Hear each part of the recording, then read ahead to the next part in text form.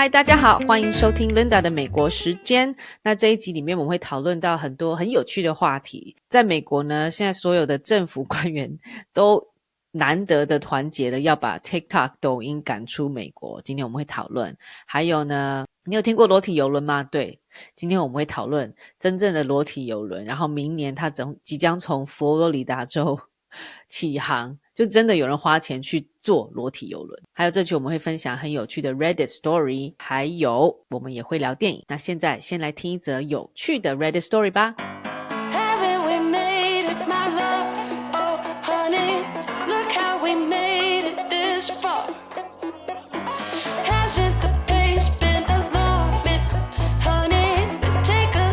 我拒绝把我的姓氏改回我婚前的姓氏，我有错吗？我跟我前夫离婚了，我拒绝把我的姓氏改回我婚前的姓氏，我是混蛋吗？我现在是个39岁的女性，我的前夫男生是37岁，他坚持要我改回我婚前的娘家姓氏，因为他的新未婚妻目前24岁女性，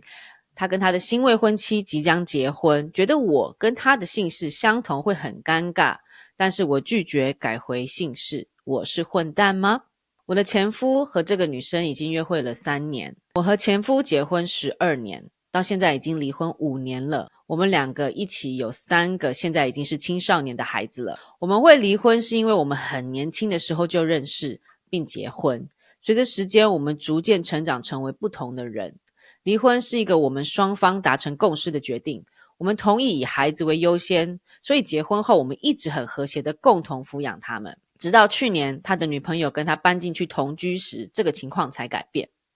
之前我们会一起过节日和孩子的生日，现在呢，只要这个女生在场时，他们就会不愿意在孩子的运动赛事上和我一起坐在观众席里面，这些我都不在意，而且我一直对这个女生是保持很友善的态度。我们的3个孩子经常表示他们很不喜欢这个女生，而且说爸爸只要跟这个女生在一起的时候，好像就变成另外一个人。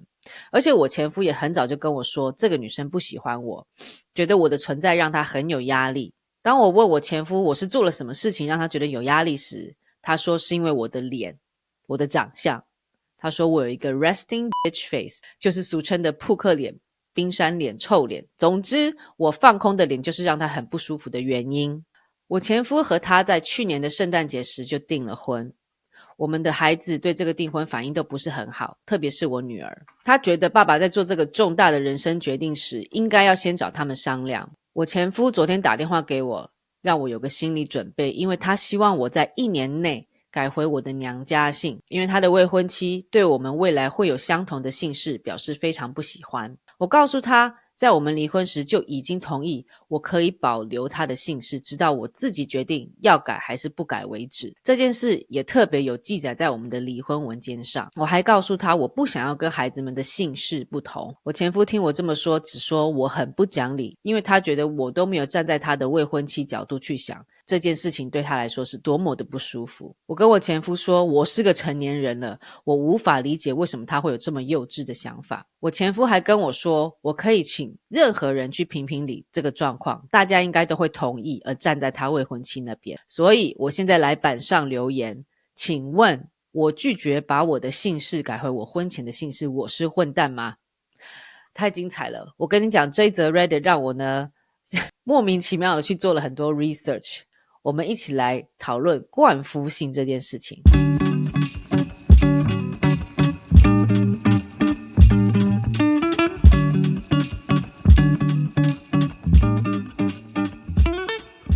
OK， 所以婚后姓名呢，大概应该是算说有分成4个种类。第一个呢，就是你维持你的原姓名，就像我结婚前跟我结婚后的姓名是一样，就是没有跟老公的姓。那这个就是第一种，维持原姓名，双方皆不改姓名。像希腊呢，现在虽然传统上是老婆要跟老公的姓，但从1983年之后呢，他们有法案是强制现在的希腊妇女他们婚后是不改姓的。我觉得希腊政府真好。那第二个呢，就是大家比较熟悉的你从夫姓或是从妻姓。那大家也知道从妻姓就是入赘嘛，然后从夫姓就是这边上面是说比较多父系社会，他们呢结婚之后，会要妻子改姓改成那个老公的姓氏。这边有说许多的西方国家，像英国、德国、俄国都有这样的传统。父系社会中呢，比较少见丈夫改用妻子的姓，除非呢，可能是因为跨国的婚姻啊，想要取得本地的姓氏，或者是因为有继承特殊的需求，由男方入赘女方家庭才会拿女生的姓。第三种呢，应该是我们比较常见的冠夫姓或冠妻姓。这里说1929年中华民国民法的第1000条曾经如此规定，在少数的状况之内呢，规定就是说妻子在原姓氏之前加上丈夫的姓。我相信我爸爸妈妈那年代，像我妈妈就有把她原本的名字保留，然后把之前就是把我爸的姓冠在前面啊，我也没这么做。那第4种呢，就是2个人皆改姓，就是你跟你先生都不用彼此的姓氏，而是因为你们结婚，现在呢，这个新的家庭就有另外一个新的姓。在泰国呢，泰国的法律就是允许这个选项，就是你们结婚之后，你们可以新创一个姓，而且这个姓它还规定说你不可以跟你原本的姓氏重复。其实我本身是没有冠夫姓，然后我那个时候我公公婆婆知道我没有冠夫姓，这边先声明，我非常非常尊重我公公婆婆，我也很喜欢他们，他们跟我关系很好。但是呢，那个时候他们一知道我没有冠夫姓，我先生跟我讲说他们有一点在意，但是他们还是尊重我的决定。然后后来是我先生的姐姐结婚，他姐姐在我之后才结婚，然后他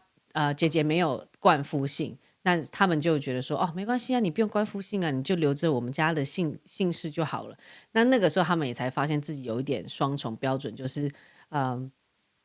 自己的女儿跟自己的媳妇就会觉得说媳妇一定要姓我们的姓，但是女儿不用姓人家的姓。所以我觉得冠不冠夫姓真的是一个名字而已吧。对啊，因为我如果我以后的我的儿子2个儿子，他们的老婆不冠夫姓，我觉得非常 OK。他要叫什么就叫什么，然后我不觉得这会影响到说他们夫妻之间的关系。那我在看这个冠夫姓的由来的时候，我就想说，好，那我问一下 Copilot， 还有问 Claude， 还有问 ChatGPT， 到底冠夫姓这个习俗、这个习惯是源自于哪个国家？那我这里呢，Copilot、ChatGPT 还有 Claude 就都给我不一样的答案。OK，Copilot 是 Microsoft 开发的 AI， 我就问 Copilot， 请问冠夫姓是源自于哪个国家？那 Copilot 就吐出来给我答案，就说冠夫姓的习惯可以追溯到中国汉朝时期，在汉朝女子的姓氏前面往往会加上丈夫的姓氏，以表示夫妻关系。那这种做法呢，逐渐流传下来，变成一种习俗。OK， 在唐朝时代呢，冠夫姓更加普遍，不仅在贵族和士族家庭中实行，后来呢，也在普通百姓中得到普及。OK。例如前国民党主席连战的妻子连芳瑜，她的本名叫做芳瑜，连呢就是冠姓，又做冠夫姓，叫连芳瑜，所以她等于是舍弃了她原本的姓氏，直接拿老公的姓氏拿来用。有些国家呢，像日本是规定夫妇必须要有相同的姓氏，虽然法律中是没有规定要使用哪一方的姓氏，但是实际上因为社会上传统的观念，所以日本现在还是以从夫姓为主流。然后我同样的问题也问 ChatGPT， 请问一下冠夫姓是来自于哪个国家？这里呢 ChatGPT 竟然跟我说冠夫姓的习俗是源自于欧洲一些国家。刚刚 Copilot 跟我讲说是中国，那 ChatGPT 就跟我讲说是欧洲。他说习俗呢是源自于欧洲一些国家，主要来自于拉丁文，他们的意思是与和和，表示呢妻子和丈夫结合后的共同身份。这种习俗在欧洲的一些国家和地区存在，例如西班牙、意大利和葡萄牙等，但现在已经不太普遍。在这些地方，妻子通常会在自己的姓氏前面加上丈夫的姓氏，形成一个新的姓氏，以表示2个人的联合。So 我到底要相信谁？到底冠夫姓是来自于中国还是欧洲？ I don't know。 OK， 我这边再跟大家分享一下，就是 AI 带给我的一些不同的答案。再来呢，我就问 Claude CLAUDE， Claude 其实也是现在一个算蛮主流的 AI 软体，大家有在用的。我就说冠夫姓到底是源自于哪个国家呢？他说冠夫姓这个习俗源于中国古代。以下呢就是一些起源跟理由。所以我问3个 AI， 有2个 AI 跟我讲是中国，一个说是欧洲， so 你们自己做评断 OK。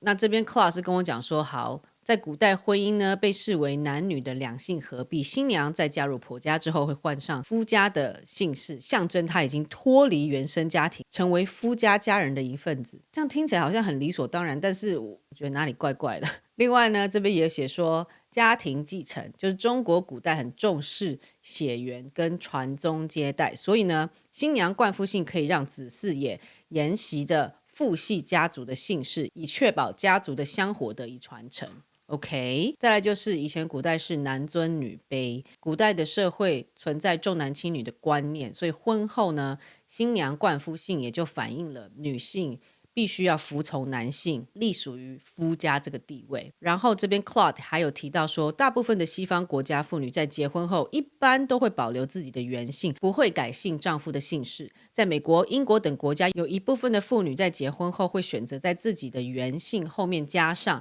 丈夫的姓，作为双重姓。那有一些天主教国家，像西班牙、意大利等有天主教国家文化的影响，他们妻子在结婚后会在自己的姓氏前冠上丈夫的姓作为全名，但现在这个情况已经日渐减少。我真的觉得 maybe 去移民到法国还是比利时好了。这里说法国跟比利时等部分国家法律规定，无论结婚与否，人们都必须要使用出生时的姓氏，不得更改，不得，这样才比较正确吧。我怎么想一想都觉得断夫姓这件事就是麻烦，一想我就觉得很麻烦。我现在唯一有使用我先生的姓氏，就是因为生小朋友之后，然后原本自己有的 email 就觉得哇已经要爆炸了，然后又要收学校来的 email， 我就用我先生的姓，我在我的新的 email 上面就是有冠夫姓，但是那是为了申请 email， 我才知道说哦，这个 email 是专门收小朋友学校来的，或者是我的 Amazon 购物的这些 email， 法律上是没有任何效益。我觉得这样子比较 you know， 因为这样我就不会跟我的旧的 email 就是打混，就是我就知道哦，这个有这个有我先生的姓的这个就是小朋友，这些 email 的资讯都寄到这个我有冠夫姓的 email 上面，不然真的会收太多 email。 我本身是对冠夫姓这件事情没有很支持啦，但是我在 research 冠夫姓这个主题之后，我才发现原来我算是少类耶，其实很多人很想要冠夫姓的耶。那这边就有网友指出说，华人女子嫁给外籍丈夫几乎都会冠夫姓，其中一个原因是因为在海外找工作的时候比较有利。你今天去申请工作，然后你的姓变成原本你是姓陈，但是你后来呢冠夫姓你变成姓史密斯，然后他们在真的跟你见到面之后发现你是个华人，我不知道耶。那这边还有网友说，我朋友嫁给韩国人，没冠夫姓，还拿本国护照，每一次坐飞机或买机票还要特别注明一家人要坐在一起，不能够被分开，因为有时候没注意，同姓的他们外国人会觉得理所当然是夫妻，那他没有冠的话，他没有冠夫姓的话就会被排除在外。 OK，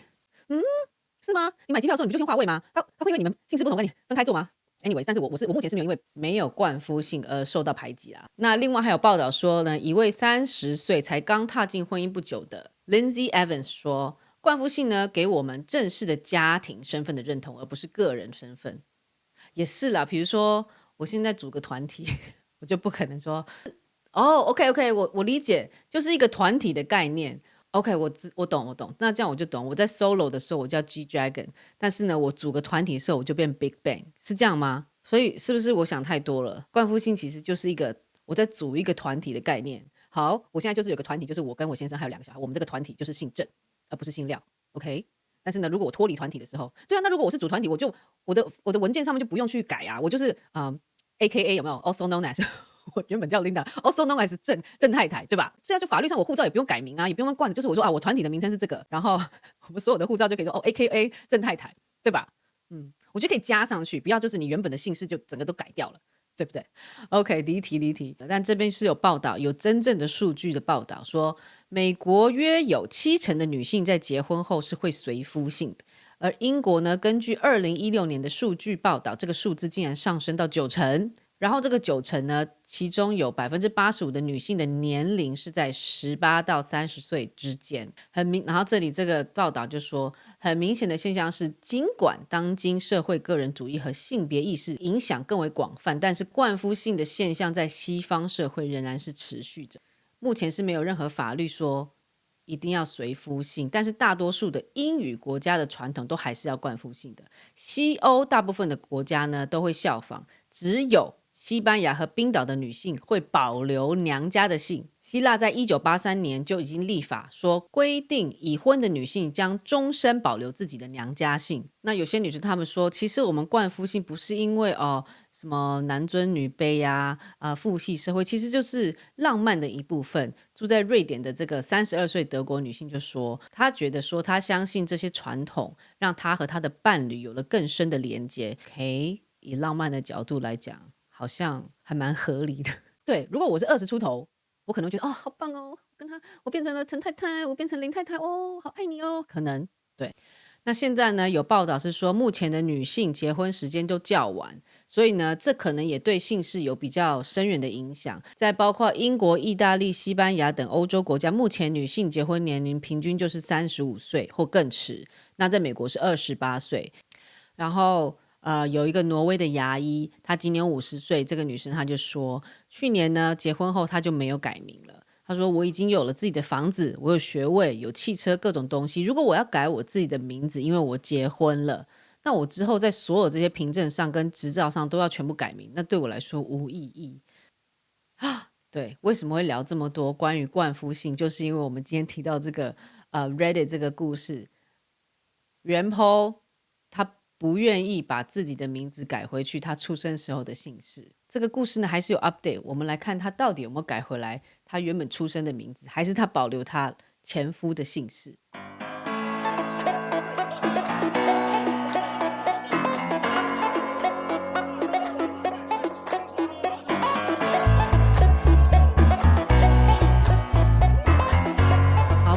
在这里跟大家说，我前夫他当初会说给我1年的时间要我把姓改回来，是因为他们明年就要结婚了，他们希望我在他们举行婚礼之前能够改名。那我前夫昨天又打电话给我，叮叮叮，更新。他说他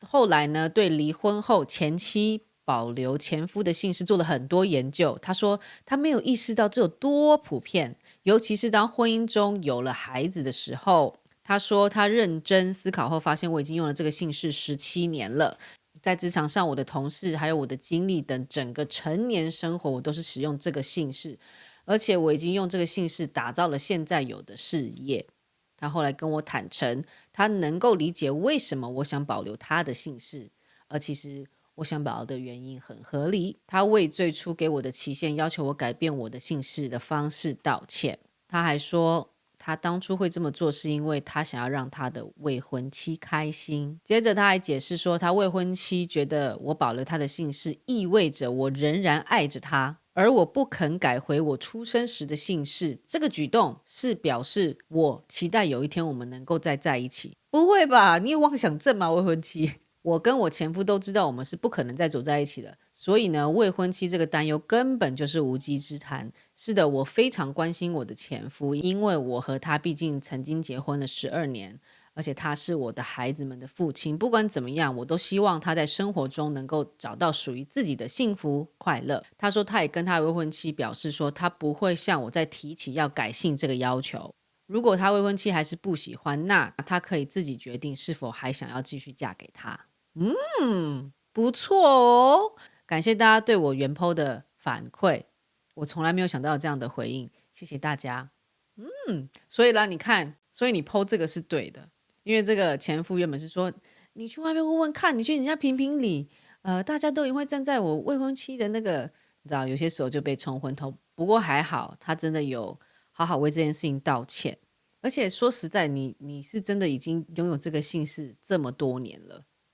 对啊，要改也是。其实我刚开始读这个，我刚开始读这个故事，想那就算了，就改一改，反正就是你可以回到你自己的姓多好。但是我却忘了，他是很小的时候就跟他认识，然后就改名了，然后用这个姓氏这么久了。所以我觉得，其实冠夫姓这件事情真的是因人而异，只要你开心，然后你想要怎么做就怎么做，不要说啊，我要做这件事是因为说我的婆家或什么什么或者是我老公家他们会喜欢，但是你自己心中还是觉得很尴尬，那就不要做这个事情，以你自己舒服为主，因为这是你要用的名字，不是说你因为要做给谁看而把你所有的那个证件啊，所有东西的名字都改了，这是你要用的名字，它是跟着你的，所以呢，你自己来做决定是最好的。来听则比较特别的新闻吧。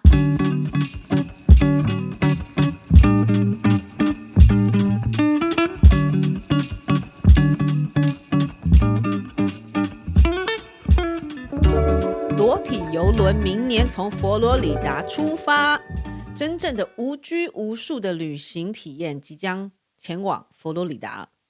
裸体邮轮 Big Nude Boat 将于2025年的2月从佛罗里达州起航，由裸体邮轮公司 Bare Necessities 和挪威邮轮公司营运的 Big Nude Boat 计划于2025年的2月3日从迈阿密出发，将带着所有裸体的客人进行为期将近2个星期的加勒比海之旅。他们在2月14号返回之前，即将停靠巴哈马、波德里戈、圣马丁岛、多米尼克、马提尼克岛和圣卢西亚。那船上呢，所有的餐厅和用餐的地方，他们其实还是规定客人在用餐的时候要穿着衣服。那自助餐的地方呢，是有设定有指定的脱衣区域，所以还是可以裸体吃饭，就是有一个特别规定的区域，你在这边你可以裸体吃饭，那其他的就是你要穿着衣服吃饭。客人在客舱、泳池甲板或者是自助餐区赤身裸露时，是规定你必须要坐在毛巾上。对吼，你裸体的时候，你坐在，比如说你坐在这个椅子上，如果你没有铺毛巾，然后下一个人要来坐，那我的屁股直接，我屁股坐的地方是上一个人的屁股直接坐的地方，就是没有衣物，这个感觉就不舒服，一想起来感觉就不是很舒服。好，除非另有公告，所有的乘客呢不得在港口裸体。对，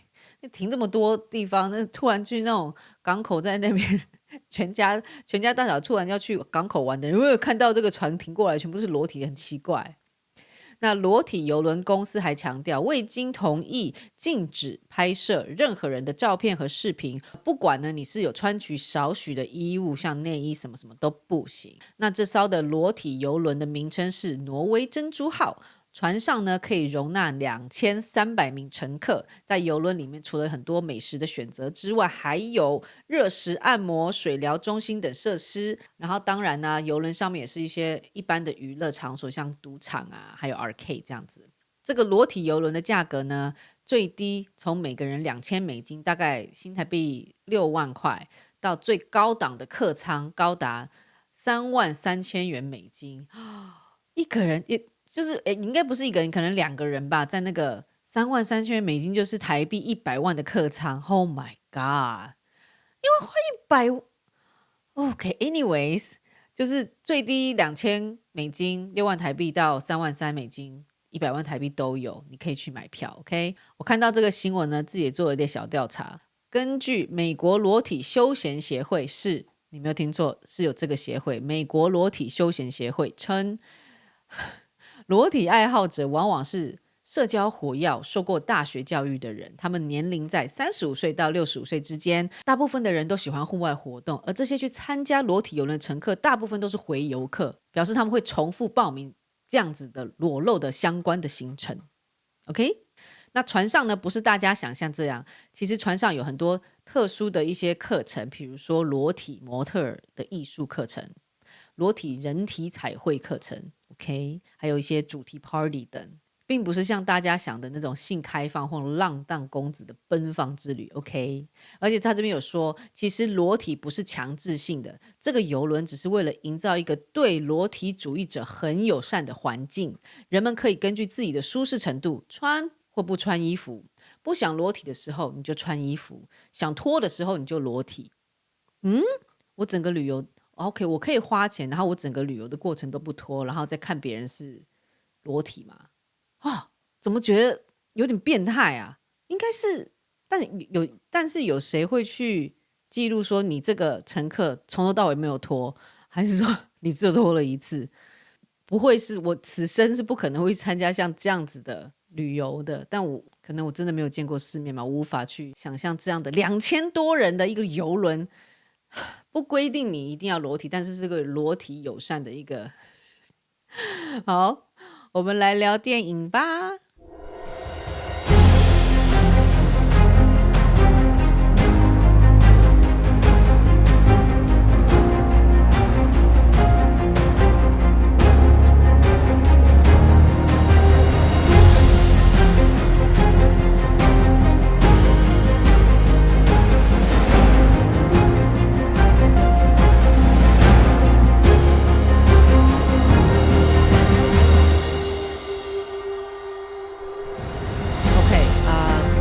现在要聊的电影呢是恐怖片，直接跟大家说了，所以如果会害怕的人，你们就可以跳过这一段，或者是把音量拉小一点 ，OK？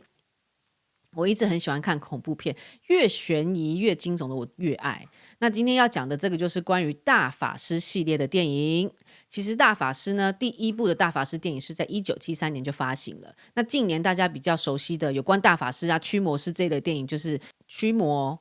The Exorcism of Emily Rose 安魂弥撒 Requiem 还有 Annalise 的 Exorcist Tapes。 大部分呢近年的有关于驱魔啊大法师的这样子的主题都是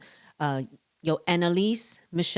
米歇尔的这个故事而改编的。上个礼拜呢，我们有讲到《神鬼战士2 Gladiator 2》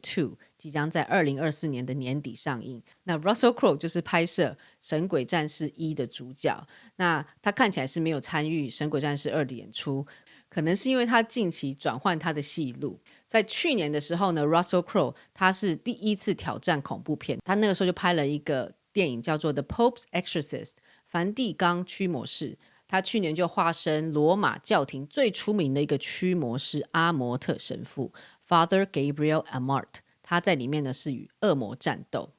那梵蒂冈驱魔师呢是改编自这个神父阿摩特神父他的真实案例，这是真人真事的。所以我那个时候这个电影一出来的时候，我觉得太棒了，我最喜欢这种由真人真事去延伸出来改编的故事，因为你至少有一个人，你看完之后你会去，我就是会那种疯狂去 research 这个人他在哪里出生，他真名发生什么事情，天哪太神奇了。那这个阿摩特神父呢，这个人呢他是真的存在，他在1925年的5月1日出生，天哪好久以前哦。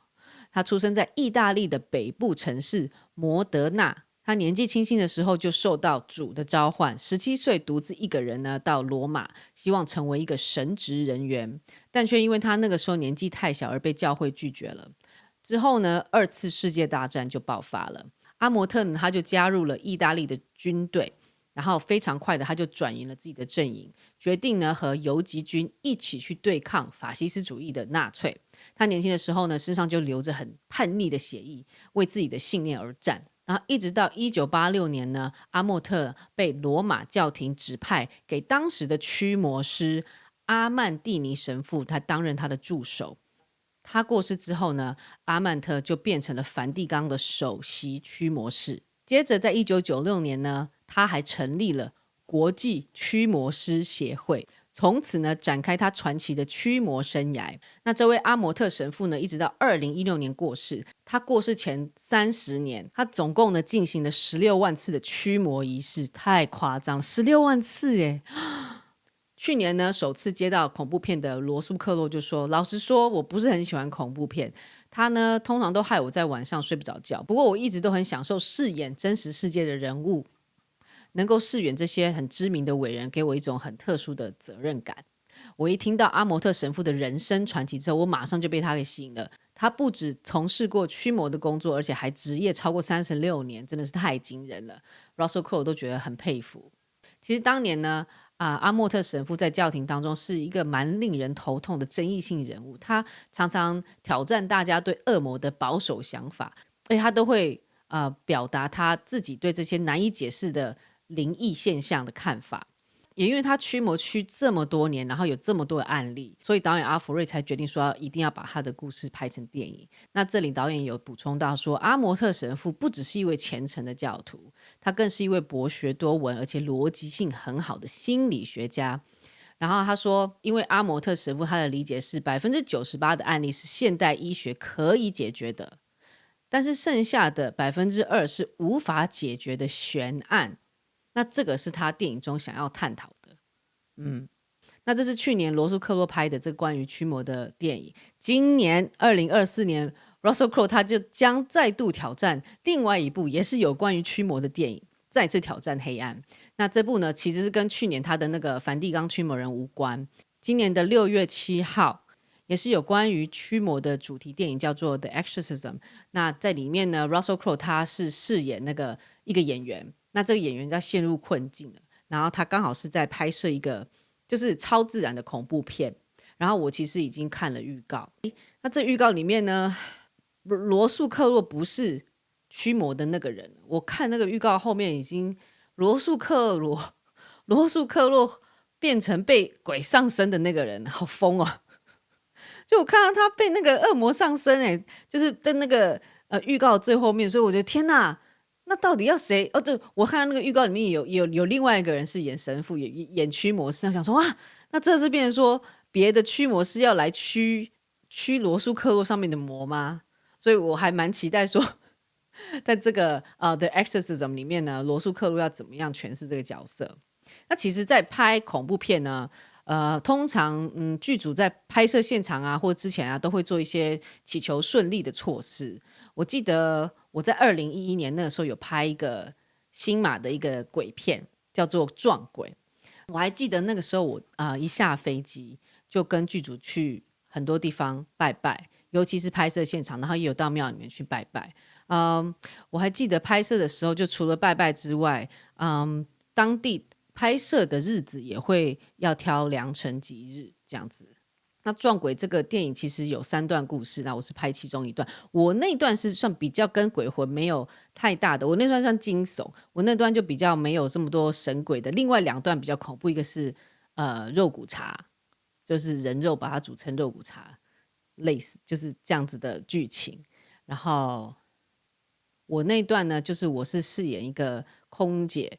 然后新加坡航空空姐吧，我就是要飞去很多不同的国家在亚洲。然后其中呢先不要爆雷好了，你们自己去看啦，撞鬼2011年然后那个时候我拍摄的时候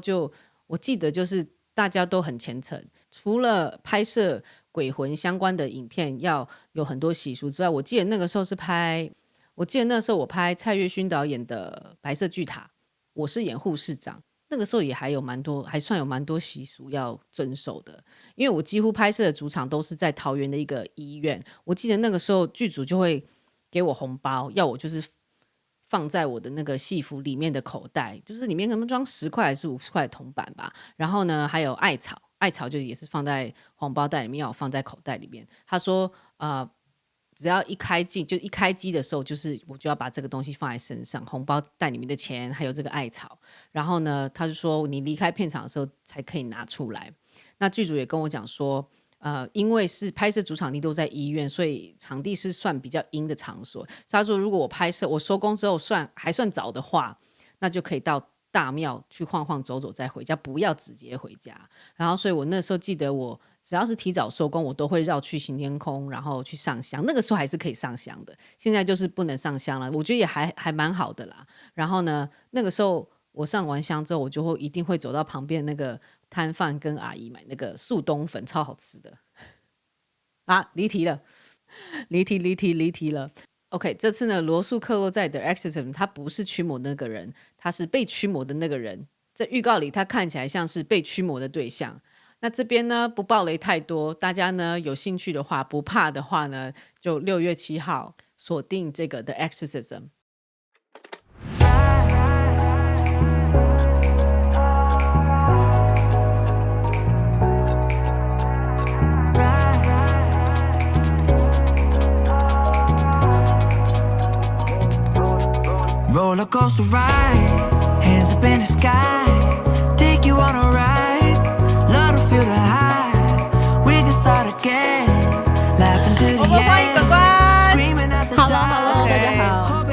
那今天呢，我们邀请到管管呢，又是要聊一些比较严肃一点，或者是比较专题一点的报道。那今天要聊的这个，就是在美国现在几乎你打开所有 social media， 大家讲的就是这个 TikTok ban，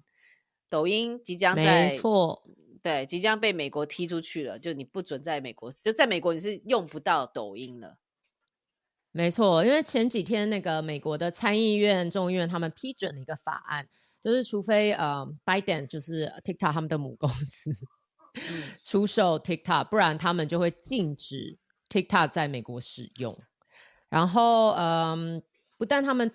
已经通过了这项立法，然后总统拜登也已经签署了相关的法案，所以其实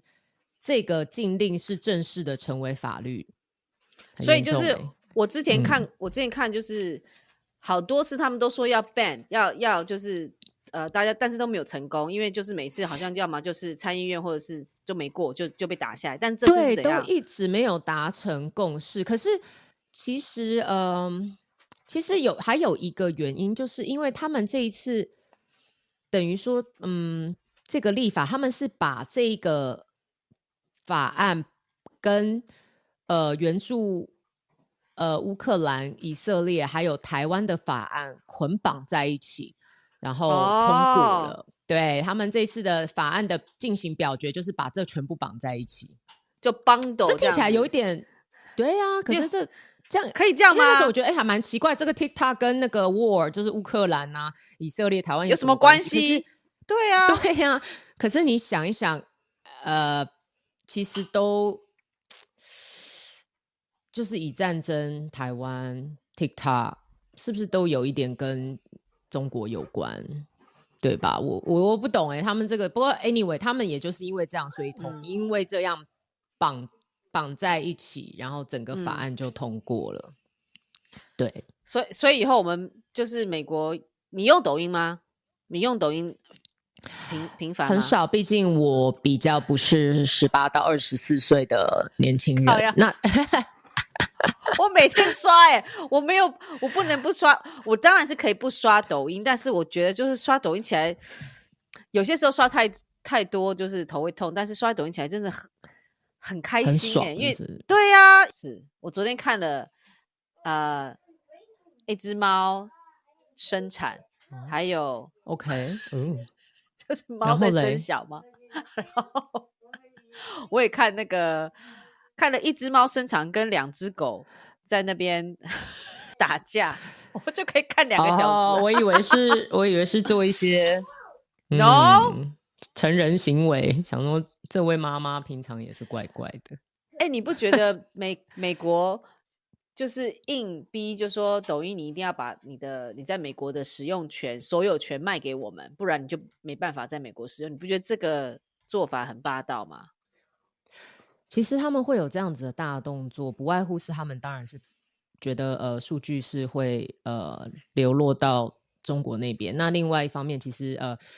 也有那种 TikTok 受访的前员工，他们就有表示说，之前每隔14天啊，他们就会有大概数十万美国用户资料的一些电子表格，会通过 email 的方式发送到北京的 ByteDance 的。这就是他所谓的母公司这样子。那其实他这些数据里面就包含了美国用户的名字、电子邮件、email address， 然后 IP， 然后地理位置啊、人口统计资讯等等。对，那这些不是每一个，像我用 Facebook 也是会写这些基本资料啊，是不是？然后我写我 IG， 我现在所有东西都 Google 好了，他们都连线啊，就说我根本就不用，我根本也不用账密，他就帮我全部都连 Google 了，这不就是基本资料吗？所以我觉得这个我个人这样觉得啦，其实这就是不信任嘛。那加上他们现在的政治的关系又蛮紧张的，就不信任，因为他觉得说因为我们就会觉得说，那Meta 他们跟 IG 他们都是在 collect 所有的一些用户的资料什么的，可是没有差呢，就是他们对他们来讲，他们的资料他们觉得就是留在我们就是我们美国，我们怎么你懂吗？就我们自家人没有差，我们不会有所谓的，因为 OK 他们有一个 concern， 就是说因为他们也 OK 美国他们也会担心说北京当局他们可以通过操纵控制人在 TikTok 上面的一些观看内容的一些演算法来影响美国人，允许他们就是他们就会变允许中国政府他们去。我觉得这有点，其实我觉得这有点像洗脑吧。你也知道，毕竟现在 social media 你很多的资讯，不管是有用没用，你都是从网络上这样子看。但是如果年轻人他们一直在美国，当然他们担心就觉得我们这 OK， 因为 TikTok 的用户也是相对主力都是比较年轻，在18到24岁，包含你本人。那但是所以他们其实简单点就是怕他们自己的后代或是他们自己国家的人被洗脑被影响。我知道，因为其实美国很尴尬，你知道为什么吗？因为美国它跟中国不一样，中国是自己它有 power， 你没有到一定教育意义的内容的话，你就是不会被 po 上去，你就是这些很白痴的行为是不会被流传的。你要一定有比如说教育意义，或者是有一定的娱乐效果，就是内容还是要有一些质感的。其实我之前跟 PO 的一个同事有吵过架，就是也不是吵过架，就是也是有一个 argue 这样子 argument， 就是他就说这个抖音就是在摧残我们美国人的脑。我说其实这跟抖音没有关系，我说大陆也是有抖音，但是他们就是这使用者的问题，你知道吗？但他们就是把它变成是一个工具，而不是变成一个他们被操控，他们在控制这个工具，而不是被这个工具操控。他们是自己的政府就会去控管这些东西啊。那但美国他们就是所谓的民主嘛，我们怎么样 free speech， 就是你好像你管不了自己的小孩，你又要保护小孩，然后你就直接就说不行，你就都不准用，就类似这样的概念。对啊。因为你但可是我跟你讲，美国年轻人他们也不 care 啊，他们也觉得没差，我又不是谁，那我的资讯给他们又怎么样？所以你知道我的对啊，年轻人要疯了。我有什么资料你可以拿去卖？不可能啊！你就知道我的年纪、我的名字，顶多知道我住哪里。然后呢，不是所有的 Amazon 我所使用的这种购物网站也都知道这些基本资料了。然后呢，他们又知道了又怎样呢？我还是就是我的人生是掌握在我手里，我又没有被 TikTok， 我没有被抖音去操控啊。让他们知道这个不只是他知道，所有东西都知道啦。所以我不知道现在是美国反应过大，还是说我们不知道说。可是其实说真的也不止美国啦，之前像印度他们也是之前也有 ban 啊，就是不能用。对，然后很多其他的一些像巴基斯坦啊、尼泊尔、阿富汗什么，他们也都是被禁止。那其实在欧洲许多国家也是受到限制。这最终说起来是他们就是有一些国安 concern， 怎样就是大概是有多不相信 Chinese， 是有多不信都不懂因为其实你知道吗，有很多人在抖音上面现在是他们的主要的经济来源。那他们因为我会刷抖音，那他们就会在抖音上面就是说大家我们来那个签署，不可以让就是美国政府拿走我们的 TikTok， 他们就是不想要我们知道真相什么什么 ，they're trying to silence us。所以很多人其实你知道美国有个法案，就是说如果美国政府造成你的经济来源受到阻碍，或者是他们任何东西，你是可以申请补偿的。所以他们现在就说开始要记录你有多少 income 是那个TikTok 给你的。然后呢，因为如果1年后它真的被禁止了，在美国的时候你可以申请多少钱是美国应该给你的这个收入补助，因为他挡了我的财路，因为美国政府挡了我原本应该有的收入财路这样子。因为很多人现在在 TikTok 上面就是 TikTok Shop 啊，卖东西啊，然后还有没有卖东西之外的话，你有那种 content creating 也是有靠这个赚钱啊，网红啊，我在帮你就是做广告啊，这些都是很高的收入来源我那时候看那个他的那个 CEO 的那个访问啊，他就是讲说一个什么他们有其中一个content creator 唱歌的在抖音里面的，大概有上亿的 follower 吧，然后这个人只是个就是 you know from nobody 到这样子，这很夸张对这些人的生活影响好大对啊，他上亿他是唱歌吗？好像是做音乐的还是什么的？有人是做音乐，有应人该是说做菜。他其实讲的意思是说，他跟 IG 跟 Meta 这些有什么不同？其实主要是他们的 algorithm， 他们的演算法的不一样。那他的 OK， 那个 CEO 那个周受资，他的意思是说，像 IG 这些他们会推的一些影像或是照片，都是你本身有在 follow 的人，你知道的人，你在 follow 的人的一些推这些内容给你。可是抖音不是，除此之外，他们会去推一些他们觉得你会喜欢的东西，所以你会接触到的东西是比较广泛的。没有，可是他们是他的意思说是比较广泛的。你也许不知道你会，你自己，你也许不知道你会去看小猫生小孩之类的，也许你是对美容美发有兴趣的，但是他突然推了一个小猫，哇塞，你在看的还对不对？就是一些他让你用户的体验是又更广泛。那你今天我是 nobody， 我也只是来播了一个什么什么影片，然后有反应，我是有机会因此一炮而红。可是 IG 你本身就是有你知道就已经是 influencer， 他们才会比较多推播的东西之类的。对，所以这也是他们不一样的地方啦。但是我觉得真的就是没有，我觉得要么你就是说你不准来，拜拜。你怎么可以说？对嘛？你一开始就说不要来就好，干嘛把人家捧上去以后又说你对不对？又要控制别人是怎样？一开始的思虑就不周全。其实简单讲，也可能是因为他们一开始不觉得 TikTok 会这么的有影响力，他们那时候已经有 IG 了啊。对啊，也有 Facebook 啊，他们觉得说我们已经独大了，这个小小的就可能就是不会到现在变成是主流的社交媒体。没错。那不过事实上这件事情，那他们的母公司就是 ByteDance， 他们也是会继续一直上诉到最高法院啊。所以对，就是会 make sure 说他们不要被强制出售这样子。所以这个事情可能还不是这么快就会立马说大家什么时候不能用啊什么什么。他们现在立法规定是说，他们要在9个月的时间出售给美国的买家。那当然，在这个生效期之前，还有3个月的缓冲，就是宽限期，所以9+3就有1年的时间啦。But anyways, in between 这段时间，其实他们抖音的母公司还是会上诉，所以还是会继续起诉，所以我们就拭目以待。除了 TikTok 呢即将在美国呢被禁止使用之外，还有另外一则新闻也是让我们吸了很多我们的眼球，就是呢有关于 Momofuku， 你之前 Chili Crunch， Chili Crunch， 你之前知道 Momofuku 这个品牌？对，这个品牌集团我知道啊，因为他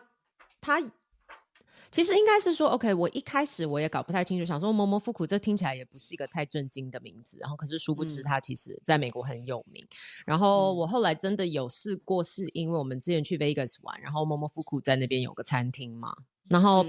那我也大概只知道说好像有拿过米其林什么什么的，所以我们就对啊，我们就去的时候跟朋友他们大家就去试试看，可是吃了也觉得还好吗？就是他是做什么？他是做法式中餐法式吃还是什么？他有点像做 Chinese fusion。你知道做 Chinese fusion 就是新创中国菜，是一个很不是大好就是大坏，但是它的坏也不会坏到哪去，是因为我们自己是本身吃很习惯 Chinese， 所以会比较可能也会比较有一些固有的印象，或者是也比较挑啦。那我觉得也许它可能其实是符合老外的口味吧。但反正那时候当下吃，我真的觉得可能是因为我的心里是想说这是米其林餐厅，然后可是吃了就觉得哎呦这什么东西啊。他是做我那时候去吃的餐厅，它是中餐。然后 Momofuku 其实他这个名字也是因为说他本身是一个韩国人 ，OK， 然后呢韩裔美国人，对，然后他名字的取的是用日本的名字，因为他以前曾经在日本过一段时间这样子。韩裔美国人，然后取了一个日本的名字，然后再做中国菜。对，好，所以就是我也很 confused， 但是其实应该是说，因为 OK 这个故事，就是因为在美国现在有越来越多的品牌，他们在做所谓的这个中国这个辣椒油。我不知道你有没有吃过，你知道老干妈就是其中一个很有名的有啊，那就是里面对有什么干辣椒、炸蒜片、芝麻、四川辣椒那些东西。这一定要有的啊。没错，那可是因为反正现在就变成说，在美国这个市场就越来越大，越来越红这样子。那这个新闻主要就是说，默默夫妇这个创始人 David Chen， 他当初他试着要抢占这个市场，然后呢，他就去用Chili Crunch 跟另外一个 Chili Crunch， 就是一个是 Chili 就是辣椒的，你知道脆，然后 Chili Crunch， 那另外一个拼法是 CHILE。这不是智利吗？那个所以 anyway， 就是 CHILI 跟 CHILE 他都注册了。对，他把这两个字对都注册商标起来，然后呢，同时他就去举报同业的去侵犯他的这个商标权，所以举凡只要有这两个字出现在你的商品标签上面，就会被他盯上。对，那天哪，其中有个例子就是对，其中有个例子就是有个纽约的一个马来西亚的食品品牌叫做哈米亚，然后呢，他就是其中一个被举报的人，然后因为他的品牌的名字在他标签上是写哈米亚什么 Sambo Chili Crunch， 那 Chili Crunch 就是因为已经被你知道那位David Chen 注册了，所以就被告他就被告侵权这样。然后而且重点是，你知道像这些品牌创始人就觉得说，这东西是我从小到大吃到大，或是我们在马来西亚家乡的一些食谱。然后可是默默夫妇说，这样子会混淆消费者对品牌的辨识度，所以他们就来告我。然后可是事实上，哈米亚这个品牌，我举例啦，他们哈米亚这个品牌，它就是用一些那种彩色花卉的一个标签，就是标签贴纸这样贴上去的标签。然后他就说，可是默默夫妇他们不是用标签贴上去啊，他们是直接就是有刻印上去的用写的字在玻璃罐上。他意思就是说，到底哪里会有品牌混淆？大家混淆？对啊，我跟你长得就不一样啊，瓶身就什么颜色都用的不一样，什么叫让人家消费者混淆？好奇怪啊。对，所以其实不只是他，然后其他像有一个是西雅图起家，其实最近还蛮红，我不知道你在 Costco 有没有看到叫 Mila 的这个牌子，有，它是卖那个小笼汤包的这个食品公司，他们也有收到，因为他们有其中的商品也是调味料，上面是叫 Mila Chili Crunch， 有，然后负责人也觉得超莫名的，觉得说他也被告，上面写 Chili Crunch 只是对，他也收到了这个勒令信函，他就说我上面这 Chili Crunch 我只是形容这个商品跟口感，我又不是说这是一个新的调味商品或是什么。对啊，可能在整个业界就开始大家从一开始的很莫名吧，然后从一开始反应就是很莫名很恐惧，然后到最后大家觉得很不爽很生气，然后又很失望，这样子就觉得说这人到底在干嘛，也是个霸道的行为。这听起来就是我去注册辣椒酱，然后只要有任何比如说蒜蓉辣椒酱，对，不行，你是辣椒酱是我的名字，我注册这类似这样，好拽哦。因为 Chili Crunch 这是非常的非常 common 的英文字啊，不是吗？对啊，而且尤其是因为现在就是流行这种调味料嘛，就像老干妈这样出来的一些，你知道里面有炸蒜片，就是脆脆的 crunchy 的感觉或什么。那你其实他们有些人是用来当做形容词或是什么。不过你知道他们像那个我刚刚讲那个马来西亚的那个哈米亚的那个律师，他就讲，他觉得这是商标的bully，这是有点霸道在欺负人。他说尤其很明显，他觉得他们是在针对小企业这样子，他就希望说我经由告你，我就让你消失。因为你知道小的食品公司，他们其实是没有办法，没有能力去跟你这种大集团去上这种 lawsuit， 然后还要赔钱或什么的。他意思就是说，那你要选择打这个官司，还是你要就是很霸道这样子？没有 budget 请律师啊，你这个大集团还有律师团的，没错。而且就算请完律师之后，如果又赔偿或什么的话，他们就觉得说，默默夫妇这样子有点咄咄逼人，然后他的出发点其实并不是非善意，并不是说真的只是想要保护自家的这个品牌这样子。如果你要说你是偷我的 recipe， 这样还说得过去，尤其在食品界。你要说这个名字告这些，不过 anyways， 他其实因为一开始 David Chen 他发生这件事情，他们其实也没有特别的，就只是很理所当然觉得说，这我们就是注册商标怎样怎样。但是，上个礼拜吧，出来道歉了吗？这个 Chili Crunch 这个当然啦，他有在为了这个 Chili Crunch 的商标权，就是在他的 podcast 上道歉这样子，他说他不会再执行这个控诉这样子。对，就好啦，有点良心，因为他的好啦，其实后面那些道歉也都是还蛮官腔的，所以我们也不是很重要，有道歉就好了。但是过程对，有道歉就好，就 OK。如果他真的赢了，这些人都没有抗议，没有反驳，然后他就这样 OK，Chili Crunch 就是只有他能够用，那人家就独大啦。也许你可能就只剩1-2个竞争对手，但是你基本上你就直接把小的全部都给摒除掉了，这样子。你买东西，你吃东西，一定是味道取胜，我管你什么名字，就是名字其实是很其次的。那你现在垄断一个名字会吗？还是我觉得味道没有，我觉得我会觉得味道很重要，但是我觉得品牌对我来讲不是最重要，但我会参考，因为有的时候这是一个信誉的问题，你会觉得它的把关、品管的把关或什么，或是就算你知道在美国这种状况，你出了什么事情，就至少这是比较感觉有保障的这样子。那我们现在怎么样？我觉得我可以 keep 住这个假发耶。现在没怎么样啊，我们就是聊完 TikTok 跟聊完这个Momofuku 的。你的假发，你有告诉你我在讲的时候，你在那边给我弄了半天，我是很 distracted， 好不好？我就一直很想要跟你聊一下弄一下那个假发的状况，可是我就觉得，就是你知道这，我觉得我很走针。我看一下，我一片差不多一片才一片3块美金，就是100块到300块不等，3块到10块的我都有买。我现在我不知道超便宜，那你觉得有差吗？没有啊，因为我在这边就真的我就是真的没有信任我所信任的发型师，所以我在美国都不剪头发，我都是回台湾的时候才剪。然后我顶多自己太夸张了，我觉得信任这个东西都是从零开始，你要给他们一点机会。你毕竟现在人在那生活，我也没有信任，就算我现在也剪了，我也不是太信任，但还是得做的事情就反正头发会长出来嘛，你就给他们点机会嘛，你怎么这样？而且你又没有那么长，你有那么长回去吗？没关系啦，我们又不是 YouTuber， 我希望大家就是好好的听 Podcast 就好。如果有些需要 YouTube 的状况的话，我们会再精进我们本身的，对不对？进场、就是、我们该没有，我们在进场还有我们的 device，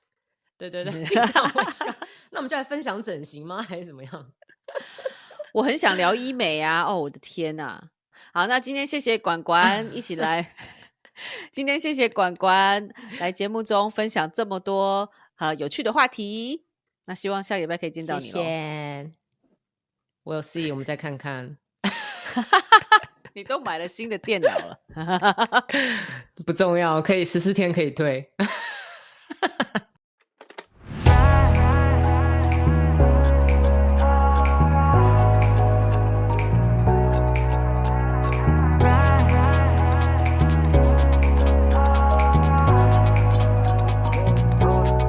Roller coaster ride, hands up in the sky, take you on a ride, love to feel the high, we can start again, laughing to the end. 我下个礼拜是不是就要带着这个假发，这个发辫还蛮好用的。好，那这个就是呢这一集的 Linda 的美国时间，我们下个礼拜见，拜。